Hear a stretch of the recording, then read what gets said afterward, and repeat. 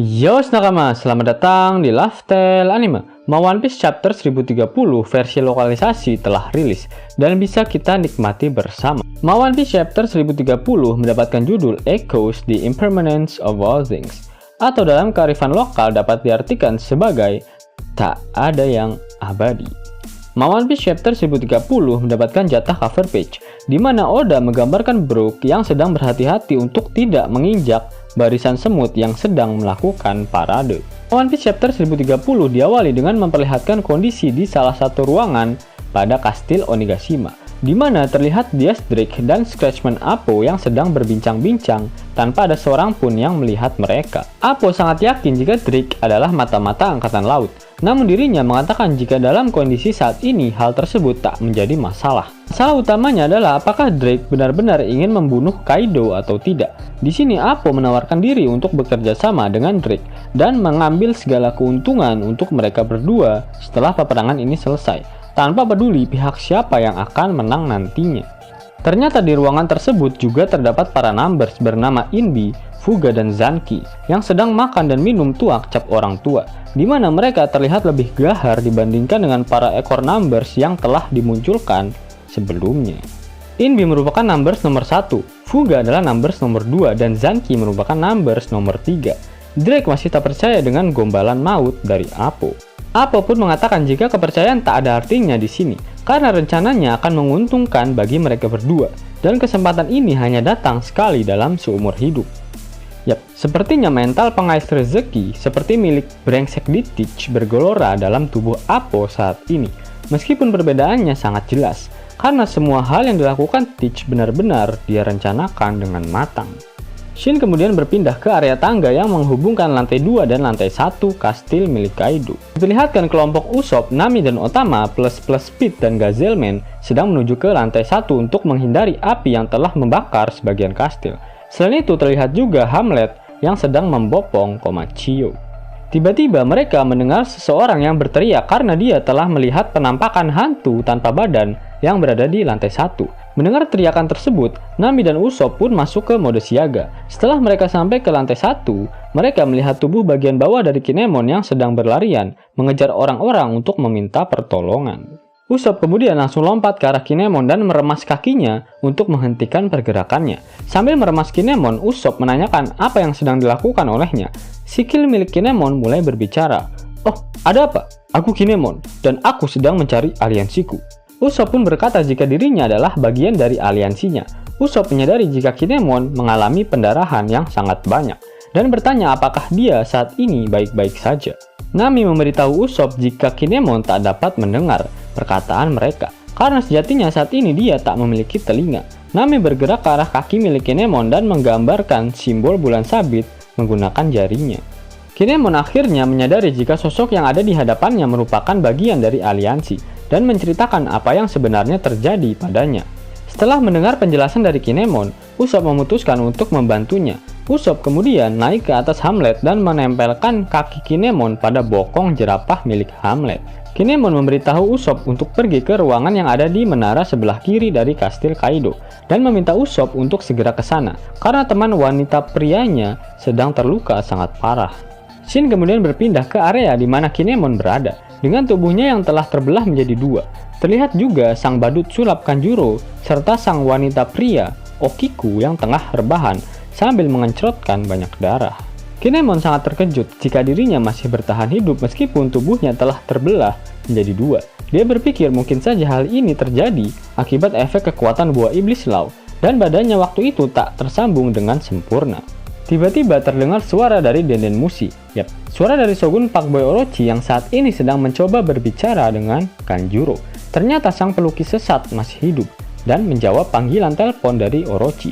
Namun saat ini dia sedang berada dalam kondisi sakaratul maut. Orochi memberikan selamat pada permainan drama dari Kanjuro yang sangat membagongkan.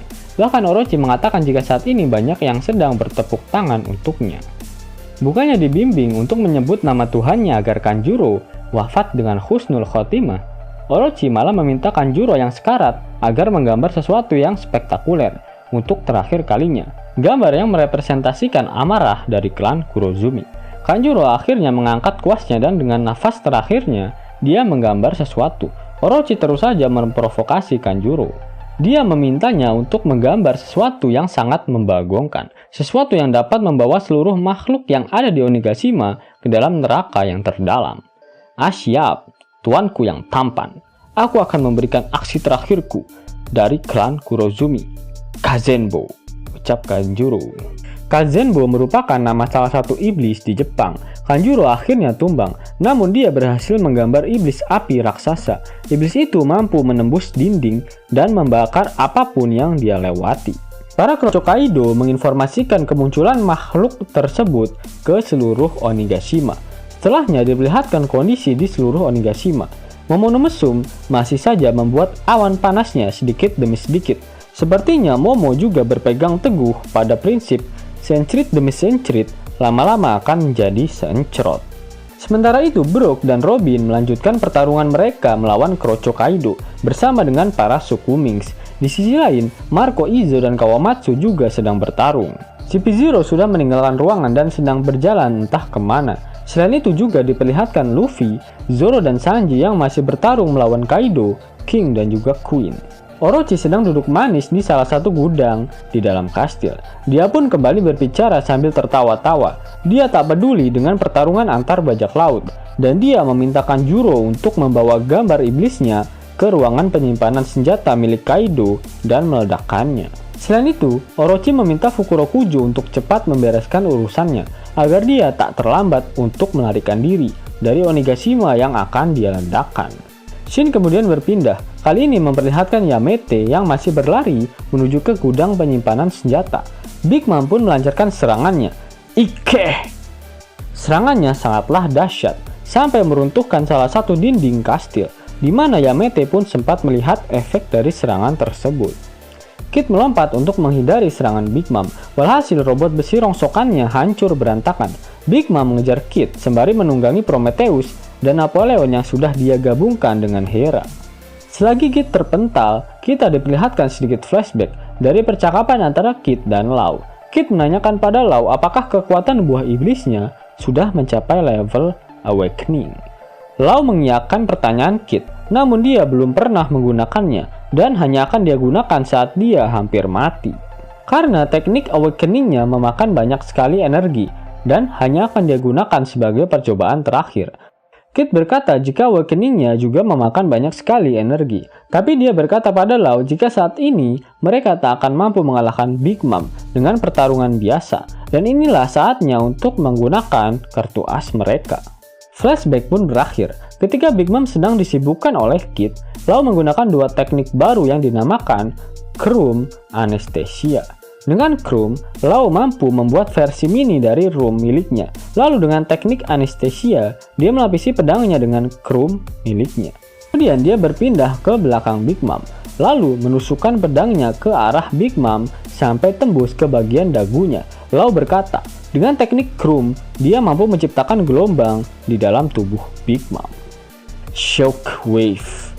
Law kemudian mengalirkan gelombang kejut yang kuat ke dalam tubuh Big Mom. Big Mom kesakitan sampai darah mengecerot dari mulutnya. Kali ini Big Mom mengganti sasarannya pada Law. Berkat hal tersebut, Kid memiliki kesempatan untuk menyerang Big Mom. Assign.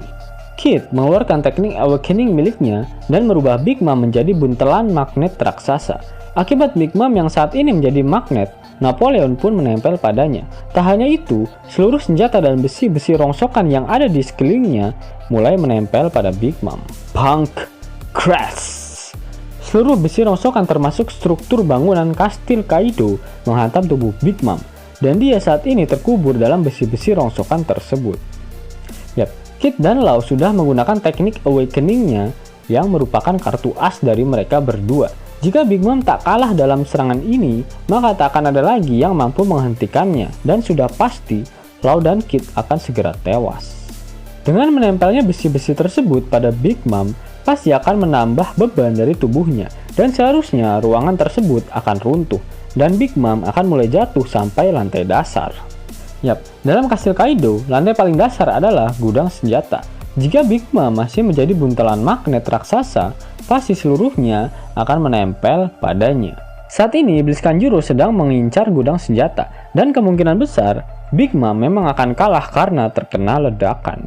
Jika Kaido dan Big Mom tak dibuat mati oleh Oda, pasti mereka berdua akan terus mengejar Luffy, sama seperti kasus Arc Whole Cake Island, di mana Big Mom mengejar Luffy sampai ke Wano Kuni, sehingga akan mengganggu plot cerita One Piece ke depannya jika Big Mom dan Kaido tidak dimatikan.